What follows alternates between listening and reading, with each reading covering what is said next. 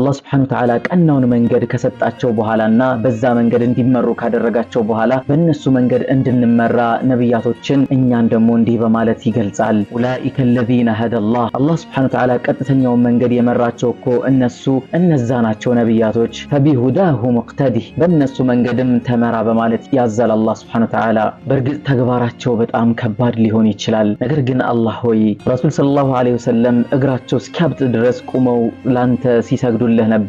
እንደዛ መስገድ ላንችል እንችላለን። ልክ ዳውድ ዐለይሂ ሰላም እንደሚጾመው አይነት አጿጿምም ላንጾምልህ እንችላለን። ፈተናዎችን ወይም ህመምን ስታመጣብንም አዩብ ዐለይሂ ሰላም እንደታገሰው እኛ ላንታገስልህ እንችላለን። በባህር ውስጥ ያውም አሳ ሆድ ውስጥ ሆኖ ዩኑስ ዐለይሂ ሰላም አንተን ሲያጠራህ እንደነበረው አንተን ሲዘክርህ እንደነበረው እኮ አንተን ላንዘክርህ ላናጠራህ እንችል ይሆናል። ልክ ያህያ ዐለይሂ ሰላምም ዲኑን አጥብቆ እንደያዘው እኛ ዲናችንን ላናጠብቅ ላንይዘው እንችል ይሆናል። አጅነቢ ተመልክተንም አይናችንን ላንሰብር የምንችልበት አጋጣሚም ሊፈጠር ይችላል። ልክ ዩሱፍ ዐለይሂ ሰላም ያቺ አማላያ የሆነችው ሴት ብቻውን ባገኘችው ሰዓት ሙሉ ሰውነቱን እንደተቆጣጠረውም ላንሆን እንችል ይሆናል።